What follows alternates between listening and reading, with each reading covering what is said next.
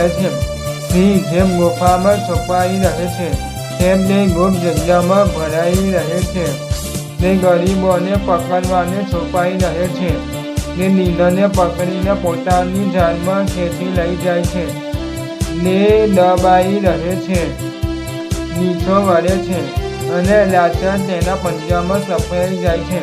તે પોતાના હૃદયમાં વિચાર કરે છે, ઈશ્વર વિસરી ગયા છે. તેમને પોતાનું મુખ સંતાડી રાખ્યું છે. તેમને તે જોયું નથી અને તે કદી જોશે નહીં. હે યહોવા, ઉઠો. હે દેવ, તમારો હાથ ઊંચો કરો. ગરીબોને વિસરી ન જાઓ.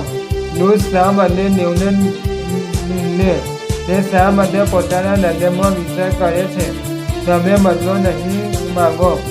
તમે જોયું છે કેમ કે તમારા હાથમાં લેવાને માટે તમે ઉપદ્રવ કરનાર તથા ઈર્ષાખોર